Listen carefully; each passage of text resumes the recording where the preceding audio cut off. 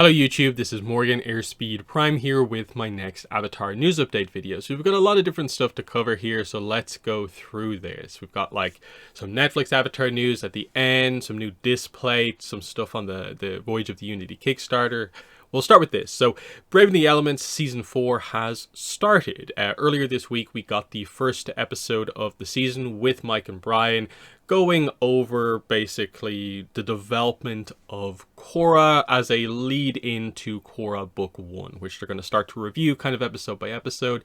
But we always start with a Mike and Brian interview at the start. The actual episode itself, I think, is perfectly fine, especially if you are someone who's maybe not seen a lot of interviews with them or don't know a lot about the development of Korra, if you haven't read the art books especially, because Janet bases a lot of her questions on stuff from the art books, so you kind of get those stories like again. In terms of news, there isn't really any news here. They do ask them, they open the floor to Mike and Brian at the end if they want to say anything about Avatar Studios, and it's a very similar reply to previous ones, and there's nothing really newsworthy here. Here is the section of relevance. And we know how busy you are working on... I see now. Teasing anybody? Teasing? Now I'm in the mood. I just want to say what we're doing. I don't even care. Brian's the leaker. He's the leaker. I'm the leaker. No, at least the thing I'm working on, I'm like, who cares? I'm just going to say what we're doing. So, that first bit, we'll get to the second bit now, which is probably worse. It seems relatively positive. Oh, Brian's in the mood to talk. He's kind of just joking, though. Like, this project that he specifically is working on is I think, the same one he mentioned in a previous interview as, like, it has a slightly different art style. The characters' heads are going to be, like, slightly bigger. We don't really know what it is. Is it movie 2? Is it series 2? The maybe Air series that we kind of maybe know about? It's somewhat unclear, but it doesn't seem to be Seven Havens or the movie, the first movie. As for Mike calling Brian the leaker there, I'm pretty sure I've watched the episode. That is not a reference to the Seven Havens leaks. That is a reference to earlier on in the podcast when they were talking about Korra voice acting and getting the actors in. They talked about Janet and her audition for Korra. Basically what they get at here is, oh, when you first auditioned, you didn't even know it was Avatar, because that's the way the kind of scripts work that we kind of give you. They've got the fake names, especially if you've seen the leaks for Seven Havens, you've probably seen the fake names on the script for that one. That whole idea, it's not clear that it's Avatar, though if you look at it, you can kind of tell, but you need a bit of context. The whole point of Brian being the leaker is just that he would often just tell the voice actors that, hey, this is Avatar. And get around that, and so that's why he was kind of known as the leaker, for kind of leaking that information early on, when it was more okay back in those days, basically, to do that, kind of getting across the idea that they obviously cannot do that these days, because people will catch on much more quickly and stuff like that, as we basically have seen already. So it's nothing really about the new content, it's just a joke from earlier on in the podcast, but here's where they actually give their kind of PR response. No, we're doing a lot of great stuff, but You are. Yeah. You are. yeah, one day some of it will come out. All of this, and we'll be talking about it on this podcast. That's exactly right. So, very disappointing. You know, we're working on stuff. One day it will come out. We will talk about it on the podcast at some point. Okay.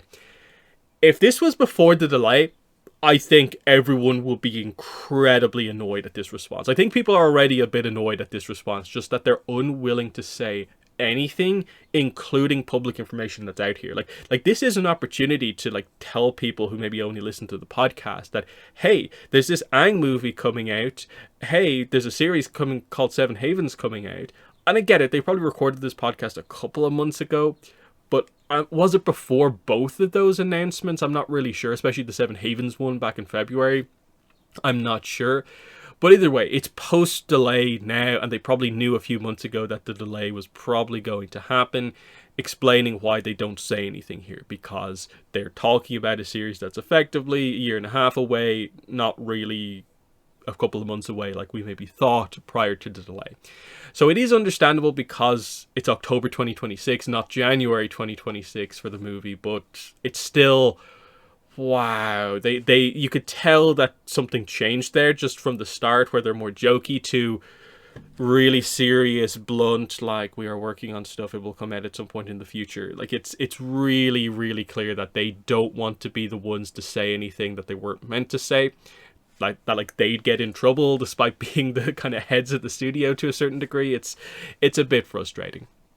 Anyway, we'll move into this next piece of news, and that is just confirmation that this art is indeed Ryoshan from Voyage of the Unity. We have confirmation here as well that Alex Monique is in fact the artist who's going to be working on Voyage of the Unity as well. She did Ryoshan, which is cool. She also posted this kind of editing together her art of Zaison and Ryoshan together, because they, of course, kind of in this, relationship that is kind of destined to not be, because Zaison needs to use her political sway to do other stuff, and that requires the arranged marriage with Monk Khandro. Of course, if you read the material, it's this kind of tragic relationship that can't quite be, but is kind of there in the background. It's an interesting one. Definitely want more story on this, but it's just kind of cool to get that. And we'll see more really nice Alex Monique art when Voyage of the Unity comes out, which is very fun. Speaking of Voyage of the Unity, this is how the Kickstarter is currently doing. Still 27 days to go. They're now over 2,000 backers, and they have 365,000 pledged. So in terms of stretch goals, they have met this one here. I guess when they come on for today, we'll get this unlocked, and we'll probably also hit 400,000 today as well, would be my guess, given how well it did like yesterday. 400,000 isn't too far away. I think it's just like 35k away. So we'll probably see 2 more stretch goals maybe added on later on today. I hope it's not more encounter location cards. I'm guessing one of them might be another scroll. The way they were talking about it is more scrolls, plural, will be added. So at some point, I think there is another scroll to be added. Wonder what it is.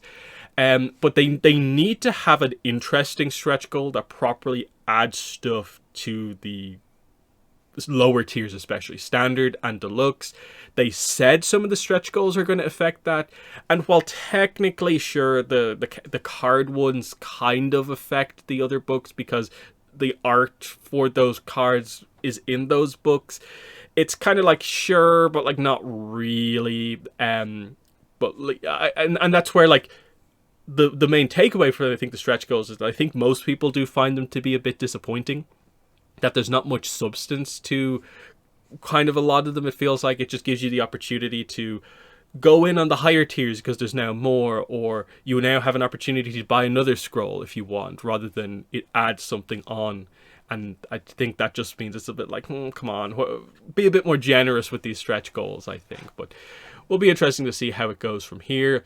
I also want to quickly comment again, September 2026 for like delivery when the physical stuff comes out. I think the digital stuff might come earlier, but still, it's going to be 2 years between Legends RPG material. So what are Magpie themselves doing? Where's the Spirit World book in all of this? We've got San Diego Comic-Con coming up, where I assume there'll be a publishing panel. Will Magpie have anything to say about like what they themselves are doing? They've obviously missed their usual time in the year to do their usual pre-order. This feels like it's almost taking the place of that. But then the delivery would usually be like you'd pre-order in like January, February for delivery at the end of the year. And this is kind of offset quite heavily. It's not like it's getting towards the end of next year, so it's super far in advance. I wonder what's going on with Magpie. That's my big question here. Next, more art.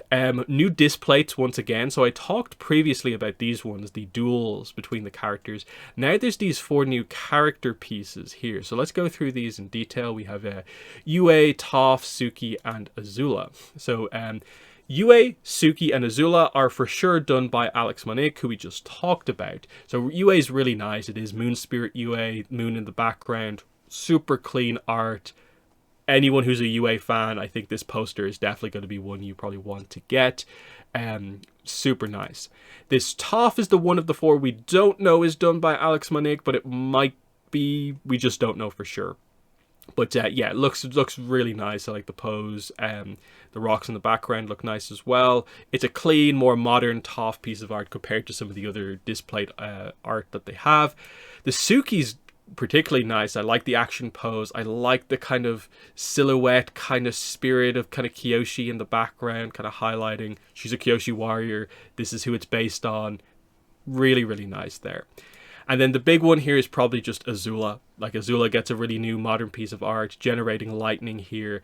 Even the darker red in the background here and the lighting kind of going on here looks particularly nice. I think Azula fans are going to be all over this one. And that's always super, super nice to see. As for how we know that some of those are by Alex Monique, she posted on Blue Sky last month, highlighting some of her recent work that she has done. And as we go down here, you can see, here's that Azula, here's the Yue, here's the Suki. There are other ones that she posts here. If we go back up, you can see Aang on Appa with Momo, very nice. I like that as a displate. Appa and Momo looks very clean. This kind of group shot of all the characters together, I would love that as a displate. That would probably be kind of an instant buy for me if they offered that one. So there's that. This one doesn't seem like it's finalized. It's more like, hey, Paramount, pick one of these ones that you want me to do and I'll finish it off. Because it's not in the finalized state like, say, this one is. And that's just the TOF from before. So really cool to see new art. Alex Monique, of course, super, super clean art. And we are expecting more of her art on upcoming comics, I think. Again, we need to see what the situation is with Core Comics going forward after Mystery of Pension Island. But we move on. Next is Netflix Avatar news. So this is probably the big kind of headline in a way for this video. Official Netflix article up on their website highlighting that season 3 is officially in production. They have finished production effectively on season 2. Obviously post-production will still have to go through, that sort of idea. What they do here is they show this video of the cast kind of highlighting, basically changing out their season 2 kind of crew caps for the new season. Let me see here. They get the red caps at some point. Yeah, here we go. So you see they've got the new season 3 caps to kind of highlight that officially it has started. We've known this for a while now. Like insiders kind of knew that like this is the plan behind the scenes, but they're making it super public now that production of season 3 has started. So you should be excited for a less gap of time between season 2 and 3 than between season 1 and 2. Just some quick speculation there. I'm guessing with the Avatar Studios stuff now delayed into much later in the year, the whole first half of the year is free for Netflix Avatar Season 2 to hit whenever they need to. I'm assuming the production is going to go smoother without the volume. So I think they're probably maybe going to aim for February 2026, so they hit in the same month, basically 2 years on exactly. That'd be kind of nice, kind of clean. But realistically, they could go March, April, like if they really, really needed to, and still have a lot of space until we get to October, of course, for the movie, in terms of keeping them out of each other's way. They definitely need something for the first half of the year, and that's what season 2 is going to be. So that's just my guess for now. But then we get into some new casting that they've announced. So specifically, Piandao and Hama for season 3 specifically, and then everyone else that they announce here is for season 2. So I'll switch over to Twitter to go through this because they have the visuals for the actors. So again, like I said, Hama and Piandao are specifically season 3 casting announcements. So they don't play a role in season 2, but will come in their correct season compared to the animation. Tantu Cardinal as Hama and John Briones as Piandao. So that makes sense. Again, you have to ask the question, is there going to be a full episode about bloodbending? Is there going to be a full episode about, like, say, Sokka's master? I'm assuming, especially because like we have Zhang here, we already have Piandao, that sort of thing. We're probably going to have all the White Lotus scenes from right at the end of the series. But are they going to give Piandao kind of like his episode with Sokka? And is there enough time for that? Because if they have a similar number of episodes in season 2 and 3, do they have time to devote to more of those kind of one-off episodes? Or are they going to have to like link a lot of these together, kind of compress them together and have the group split up to have these events happen? Because it kind of feels like surely there's no way 2 of the potentially 8 episodes of season 3 They might give them an extra episode because it's the final season. And again, it's just a guess. We don't know how many episodes are for season 2 or 3 are going to be Sokka's master and basically Puppet Master. That leaves like a lot of other episodes that you potentially have to either skip over in early season 3, or you're cutting into some of the really important stuff from the middle and second half of season 3, because they're going to be really tight for time, I think, especially with season 3 with the extra episodes. So they're probably going to want to make a big deal about the finale as well. So it's a tough thing to decide how exactly it's going to work, but I like that we know for sure they're going to at least do something with the bloodbending. That's cool. As for the season 2 casting announcements that we have here, so Madison Hu as Faye, who, as far as we're aware, original character, it could be a situation where it's like a character from the original series who just gets a name here for the first time, but realistically, it is probably an original character. The actress is relatively young, so kind of in line with like Maria Zhang, who plays Suki. So maybe it could be another Kyoshi warrior if they're doing the Suki arc for this season. Otherwise, I'd guess, is this just resident of Omashu, resident of Ba Sing Se, something like that. It could be something like that, because we already know there's like a Judy, so it's not that like Faye is going to be the new Judy or something like that. So that's fine. Daichen Lockman as Yang Chen. So Avatar Yang Chen coming into season 2 is interesting, because what that means is that, okay, she has her moment, I guess, in the finale. I guess they're still going to probably do all the avatars in the finale. But what is her role in season 2? Escape from the spirit world, of course, is a thing.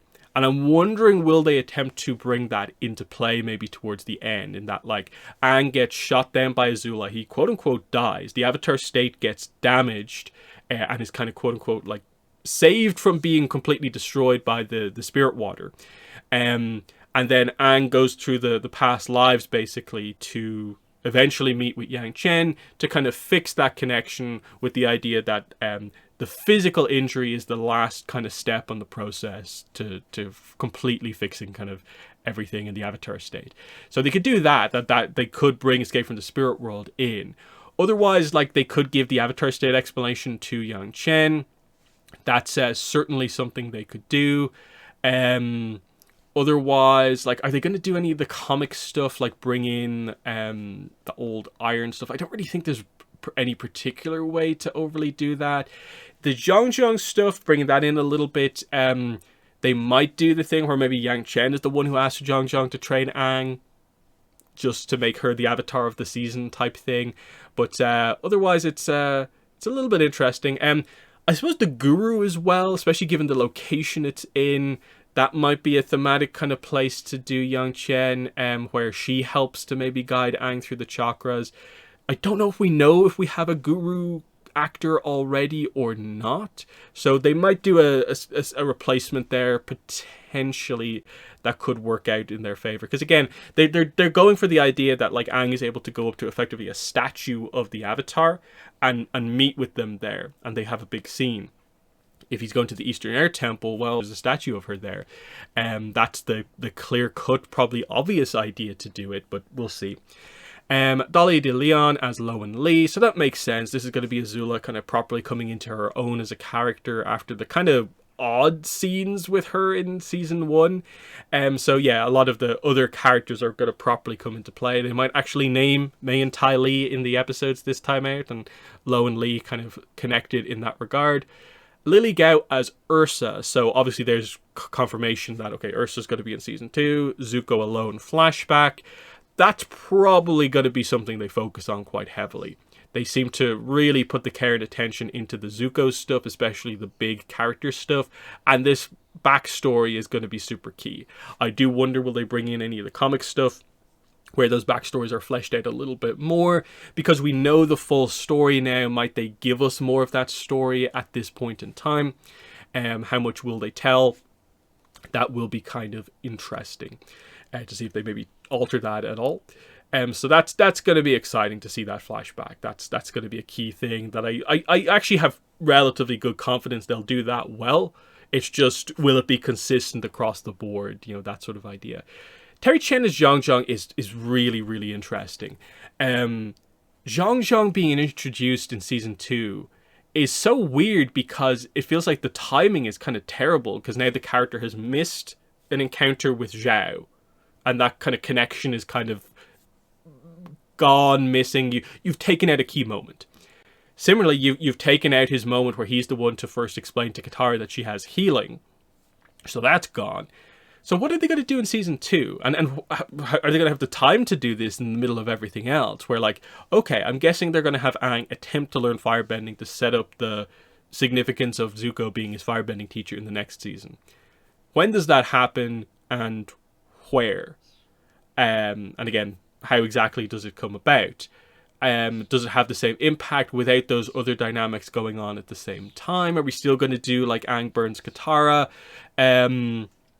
And then, yeah, where is this happening in relation to everything else? Is this pre-Toph, after Toph? Because again, I do think book 2 before the Blind Bandit, those early episodes, I think it's going to be quite different than I think what's in the show. So they might have that might be where they have the Zhang stuff come into play. Otherwise, again, it's an Order of White Lotus character, so you need to have him here and cast ahead of the big action stuff for season 3. The only other thing I can maybe think of is, do they maybe just drop the him as Aang's teacher plot and maybe just have him be the Order of the White Lotus character who helps Iroh and Zuko get into Ba Sing Se? That could be one way to do it, maybe, just to give him something. Because I'm guessing Order of White Lotus stuff will begin to be more of a big thing in the series, that whole idea. But yeah, that's the cool stuff there. And again, we do have the previous casting stuff that we know about. This is mostly like the Ba Sing Se and Blind Bandit, some of the casting here. So a lot of these characters kind of make sense. Amita, kind of like a new character we don't really know about. That's all fine. And I think from kind of like leaks and rumors, we have like certain other characters as well. Like I think we have a Jin, and then I think there's a few actors involved that we don't know who they're playing yet. So there's some weirdness still going on. And again, we still have our Toph as well. Again, speculation about this is probably going to have to wait until much closer to the time when maybe we have more of the full cast and we know exactly how many episodes we're getting. I still assume it's going to be the same as 8 as the previous season. And again, trailer. So it's an interesting one to see the sort of excitement every time some news comes out about this. But then I remember that like the reception was kind of universally like dulled, I think, when the season actually came out. So are people just setting themselves up for a downfall once again? That's going to be the big thing here, is just, are they going to take feedback on board? Because they're doing season 3 immediately after season 2, they only have that one opportunity to incorporate feedback into the show. And that is, we've now had the reaction to season 1, and hopefully they make some adjustments for season 2 and 3, because I don't think they're really going to have the ability to react to what people say to season 2 if they've already basically filmed season 3 by the time it comes out. So that will be interesting to see if they're doing their own thing, they don't care what people have to say, this is their vision, this is what they're doing, or will they make actual adjustments? Because some of this stuff seems very, very exciting, but then you realize, like, wait, well, this is cool and all, but like, what if they only give the backstory like 2 minutes or something like that? What if it really doesn't like work? What if Zhang, Piandao, Hama really only get super limited screen time, and maybe like some of the characters from season 1, part of the point of their arc, their characters, like missed a little bit? That will be disappointing, and sort of the excitement of just having this character in live action is kind of messed up just by the fact that the writing hasn't supported them. And that's the thing. I'm not super familiar with most of these actors. I think I've seen the Yang Chen actress in something before. Doesn't immediately come to mind. Everyone else, I believe, is new to me. That's never really been my thing. Especially after season 1, where we know the most important thing is the scripts, the writing. Are they giving these characters the scenes that they need to get these characters across well enough? Look what happened in season 1 with like Katara. I think that actress can do Katara well, but they were not allowed to by the way the script, the writing went, certain scenes that were cut, changes that were made, that sort of idea. So that brings the video to a close. So let me know what your thoughts are on all of this stuff here. some new art, the Kickstarter, the new Netflix casting announcements, especially with Netflix. Like, where are you at with season 2? Given what the reception to season 1 was, are you actually excited for season 2, or are you expecting it to probably be more of the same, and it's just, hey, it's going to be a big project for Avatar while we're waiting for everything else, I might as well watch it. Let me know in the comments below, but otherwise, that's been the video. Thanks for watching, and bye.